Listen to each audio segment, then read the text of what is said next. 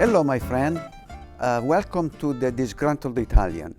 My name is Ercole, and this episode we were talking about corporate greed, which is something very pervasive.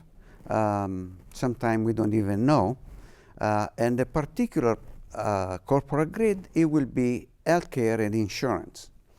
As I am like on the side of Bernie Sanders, and I grew up into a socialized healthcare system in Italy, and at least for me and many others that I know, it worked very well. It was a good system. I can describe some of it. It is very important to know that there is no such a lengthy amount of time to wait for seeing a doctor or to go to the hospital. Those are, at least in those days, they were bad information, not quite right. So I seen my doctor many times, and I went to the hospital, and my life was saved a couple of times by the socialized healthcare, and there was no insurance. The system was paid by the government, and the government was getting the money from who else? The workers, the people that work, they produce, they enrich the nation. Therefore, they are entitled to have assistance when they have problem with their health, and not being paid again more after pay through their paycheck with like the Social Security, the American system. So we'll say that the American system is including an insurance situation that doesn't need to be. And they actually chewing somewhere around a third of all the money that they are being negotiated in the system. So while the same very money, it could be used for research, can be used for improving the healthcare system, and some other that I wouldn't even know how to mention all of them. So the fact, it's simple. There is some authority in the United States that they want to keep it this way, and that it will be at the cost of the people. We'll see what happened with the Stewart family's hospitals.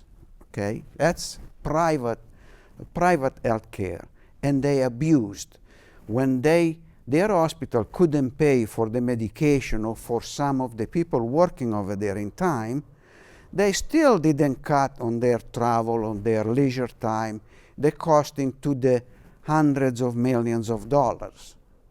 So this way, what they did is they depriving the system of a certain amount of money then that could have been used to help their hospital pay their bill. But no, that wasn't right. That first. That's what I think capitalistic system at its worst. Because just like the capitalistic system or the social system, they both are two systems. One is for private to enrich, and the social system is for the government to enrich themselves, not as individual, although it could be that too. Depends from the moral of the people. At this point in time, there is, I believe, there is still a battle amongst those two systems, at least in the healthcare system. Political things like that, they're all been manipulating accordingly to the convenience of the people in power at the time. So completely people unaware of what's going on, thanks to certain newspapers that try to do their work honestly. As a matter of fact, last week I saw the Boston Globe making a very large article about the Stewart family and what they did and what not. But they are only one. There are many others that nobody knows anything about it. And I'm sure they are very glad to live their life under the radar. This way they're never going to be bothered with this stuff. So, and now the question, million-dollar question, I believe, is who's allowing all that to happen, except and outside of the field of the people that they really make a consistent gaining, financial and otherwise, making money and all that, so that they can actually doing what they want to do at the expense of the average people, which I understand in the United States they call the average people Joe Schmo. I don't agree, but that's okay.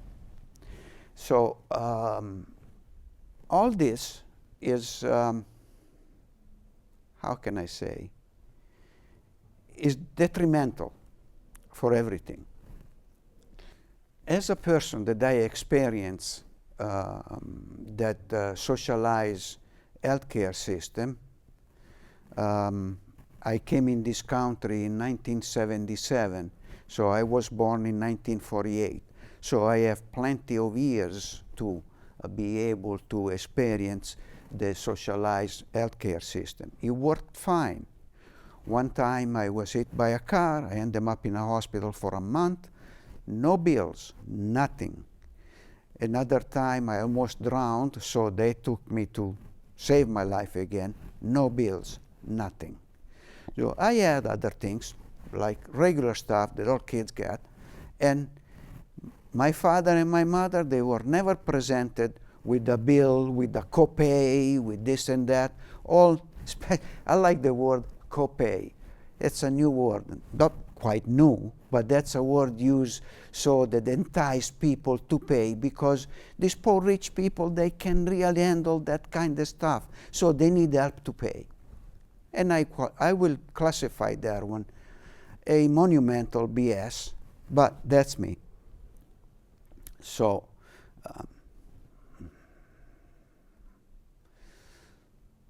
other corporation that they make money hands over fist is the pharmaceutical industry, where they say, oh, well, we have to charge this much because we invented, we discovered, we put together a new medication. So this medication is going to cost to the Joe Schmo $1,000, $2,000, $3,000 per month, because we have to recoup the money for the research. While their spokesperson, very shrewdly, they avoid the fact that they got money from the government for those research. So who's the honest over here? No, there are no honest people. Pharmaceutical, they maybe made great discovery, fine, I can give them this much, but the way they're going about is dishonest. Okay? Well, usually the poor people are the ones that get affected more by disease, by health problems, and all other stuff, and they're facing medication that they cannot afford.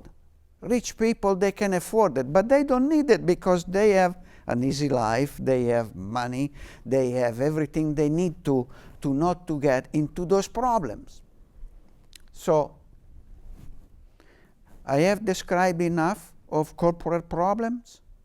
We're going to go back then when the auto industry was doing what they were doing, and thanks to the foreign auto industry like the Honda, the Toyota, and all that, they come over here and they told us how they make their car, that they were better than ours, like the BMW, like the Volvo, and all these people.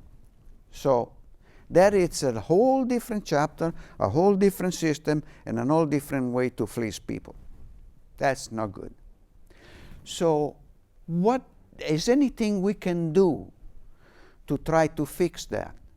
Yes, one thing, and that's even a long shot really, But that's all we got, is elect people that they are not fascist, that they are not the people that they are going to cater only to the rich people. What we should be electing is people that they look and try to balance everything. The way probably used to be in the 40s, in the 50s, in the 60s, I guess. I'm not quite sure. But I know in the 40s and the 50s, yeah, 60, I don't know. I wasn't here. I came in 1977. So after saying all this, I will look to the future of this country and I will say, we do have a serious problem. And the serious problem is made out of white supremacists. They shouldn't even be around. I think they're the scum of earth, but that's my opinion. And the racists, the Ku Klux Klan-like people, that they don't know squat about it, and that it just came to my mind. There was this black guy that ran for governor in one of the state, and he's defined himself as a black Nazi. He have no idea of what people went through in Europe with the Nazi. It was just almost as bad as the slaves over here in the 19th century. He has no idea. He is nice and fat, he's big, and that's all he knows. And to me, that people, well, I refrain to give my idea of what I would do with him. So this is what it's all about. United States should stay more to the left. It's my opinion, because at the bottom line, everything is also be given by the person's belief, okay? The person's morals. So our morals, they cannot be dictated by an alternative reality. No. The morals are something that people stick with that, just like some of the 10 Commandments. Thou shalt not kill. Thou shalt not steal. And all things like that. I think I gave an idea. Certainly not say, oh, well, you know, yeah, he killed, but, you know, he was going after him. No, because Jesus, which I don't mention too many times, Jesus tells us, love your enemy as you love yourself. So that should settle everything. But it's a hard thing to do. I know, I tried. I failed sometime. Sometime I didn't even know if I succeeded because, you know, nothing's happened, and I assuming that was good. So with that one, I say religion is not quite my forte. I am Catholic. Maybe not a good one. I don't go to Mass maybe once a year, twice, which is not good. But that's how I run my life. It's my life. I don't want to hurt anybody. I don't want to do anything bad. And this is your disgruntled Italian. Like to put his feelings out there for everybody to know. And then there are some people may share my idea, some people that they think my idea are crazy, and all in between, you know. But I like to talk to everybody. So in the next issue, I might even have an email address for whoever is watching the show, previous show, current show, and wants to give me their opinion. I welcome all opinion. So it might be maybe a week from now. I don't know. But I will have an email address for that. And that it will be something that I will cherish, because I like to hear everybody. I like to hear the people that they tell me that I am a dreamer. John Lennon was a dreamer too. That's my generation. I like to hear people that they say, you got everything wrong. I like to hear people that tell me that, yeah, something is good, something is bad, you know. In a good manner, it will be those people that try to hear, just like me, everybody else. And in a bad version and a derogatory version. Those are the wishy-washy situation. So, okay. This is my opinion of quite a few different things. But in my mind is corporate greed. It's taking money away from the American people. Some, they say, well, that's good because they do open up new jobs, they do things like that. Yes, those are the honest ones. But the dishonest one, they're using for their own personal benefit.